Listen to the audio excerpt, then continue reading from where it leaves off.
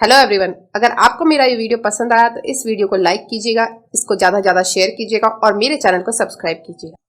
Hello everyone, आज मैं जो टॉपिक स्टार्ट कर रही हूँ वो कंटिन्यूएशन में ही है मेरे प्रीवियस जो टॉपिक है उससे। और वो जो टॉपिक है जो बात करता है opinions of third person when relevant, जो सेक्शन 45 से लेके 51 तक है। और इस पर्टिकुलर वीडियो के अंदर मैं सेक्शन 48 और सेक्शन 49 को डिस्कस करूंगी। सबसे पहले जो सेक्शन 48 है वो बात करता है कि अगर कोर्ट को कोई भी ओपिनियन देना है एग्जिस्टेंस के बारे में, किसी भी जनरल कस्टम की या किसी राइट के बारे में, तो ओपिनियन जो भी है एग्जिस्टेंस की, उस कस्टम या राइट की, उस पर्सन की जो likely to know of its existence if it existed, तो वो क्या होगी, वो एक रेलेवेंट फैक्ट होगी। मतलब कि उस पर्सन की ओपिनियन जो है, जिस पर्सन को, जो पर्सन जो लाइकली टू नो, जिसको पता था, जो लाइकली टू नो मतलब जो जानता है कि उसके एग्जिस्टेंस के बारे में, उस जनरल कस्टम के या राइट के, तो जो भी ओपिनियन है उस पर्सन का, वो ओपिनियन यहाँ पर रेलेवेंट होगा, उस पर्सन का ओपिनियन। और अगर कोर्ट को कोई भी ओपिनियन देना हो किसी भी एग्जिस्टेंस के बारे में, किसी जनरल कस्टम की या किसी राइट के एग्जिस्टेंस के बारे में,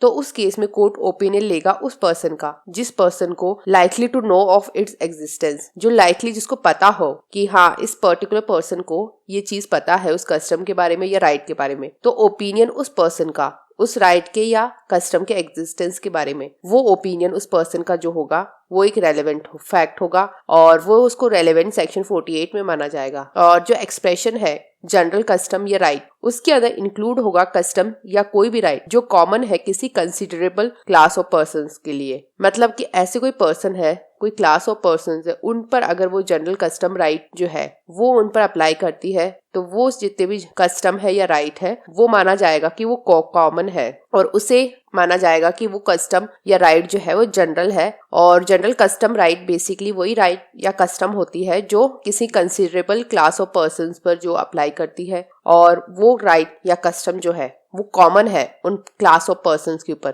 तो वो कस्टम या राइट जो है वो सेक्शन 48 में कवर्ड होती है। बेसिकली इसके अंदर जो जनरल कस्टम राइट है उनके बारे में बात की गई है और किसी पर्टिकुलर कस्टम या राइट के बारे में नहीं बता रखा। कोई जनरली कोई कस्टम है या कोई राइट है वो सेक्शन 48 के अंदर डिस्कस की गई है और इसके अंदर से उसी पर्सन का ओपिनियन जो है वो रेलेवेंट होगा, जो पर्सन जिसको पता है, जो लाइकली टू नो, उसे पता होता अगर वो कस्टम राइट का एग्जिस्टेंस होता, तो वो पर्सन जो है who would be likely to know of its existence, उस पर्सन का जो भी ओपिनियन है वो ओपिनियन कोर्ट यहाँ देखेगा और वो ओपिनियन रेलेवेंट होगा सेक्शन 48 के अंदर। मतलब कि जबकि न्यायालय को किसी साधारण रूढ़ी या अधिकार के अस्तित्व के बारे में राय बनानी हो, तब ऐसी रूढ़ी या अधिकार के अस्तित्व के बारे में उन व्यक्तियों की राय सुसंगत है जो यदि उसका अस्तित्व होता तो संभवतः उसे जानते होते। और इसमें जो स्पष्टीकरण है वो बात करता है कि साधारण रूढ़ी या अधिकार के अंतर्गत ऐसी रूढ़ियां या अधिकार आते हैं जो व्यक्तियों के किसी काफी बड़ी वर्ग के लिए सामान्य है, वो इसके अंदर सेक्शन 48 में आता है। इसके बाद में सेक्शन 49 जो है वो बताता है कि कोर्ट को कोई भी ओपिनियन देना है किसी यूजेस के बारे में या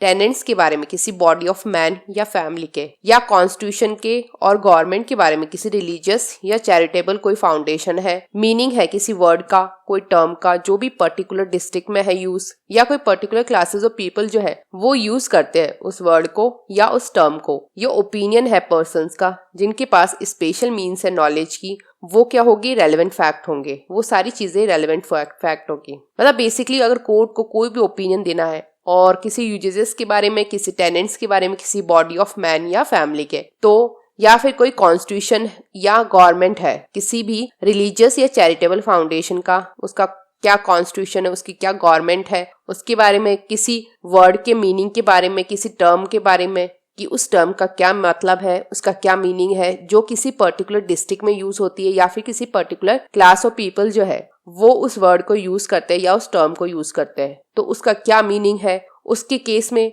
या फिर ओपिनियन उन पर्संस का जिनके पास स्पेशल मीन्स है नॉलेज की, तो वो जो भी ओपिनियन है, जो यूजेस है, जो टेनेंट्स है, या फिर किसी कॉन्स्टिट्यूशन का या कोई गवर्नमेंट का, किसी भी रिलीजियस चैरिटेबल फाउंडेशन का, किसी वर्ड का मीनिंग के बारे में, उनके बारे में अगर कोर्ट को कोई भी ओपिनियन देना है तो वो ओपिनियन जो है वो उस पर्सन का ओपिनियन लेगा जिसके पास स्पेशल मीन्स है नॉलेज की, और वो जो उसका ओपिनियन होगा वो क्या होगा, रेलेवेंट फैक्ट होगा, और उसके ओपिनियन को सेक्शन 49 में यहाँ पर रेलेवेंट फैक्ट माना जाएगा। बेसिकली मतलब किसी भी तरीके से जबकि न्यायालय को मनुष्यों के किसी निकाय या कुटुंब की प्रथाओं या सिद्धांतों के, किसी धार्मिक या खैराती प्रतिष्ठान के संविधान और शासन के अथवा विशिष्ट जिले में विशिष्ट वर्गों के लोगों द्वारा प्रयोग में लाने जाने वाले शब्दों या पदों के अर्थों के बारे में राय बनानी हो, तब उनके संबंध में ज्ञान के विशेष साधन रखने वाले व्यक्तियों की राय सुसंगत तथ्य है। तो उसके अंदर जो भी ओपिनियन उन पर्सन्स का है जिनके पास स्पेशल मीन्स है नॉलेज की, उसके बारे में वो क्या होगी, रेलेवेंट फैक्ट होंगे वो।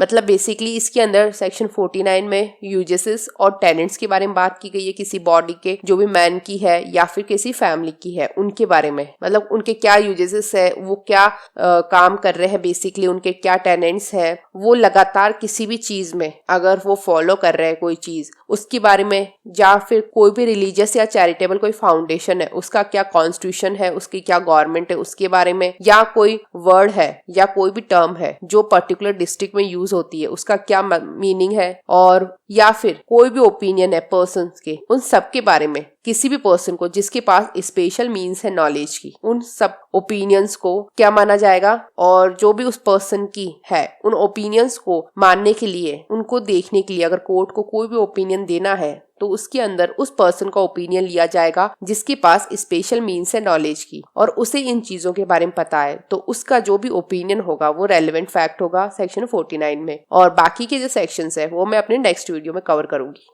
अगर आपको मेरे इस वीडियो से कुछ भी अच्छा सीखने को मिला तो मेरे इस वीडियो को लाइक कीजिएगा, इससे ज्यादा शेयर कीजिएगा और मेरे चैनल को सब्सक्राइब कीजिएगा। Thank you and stay tuned.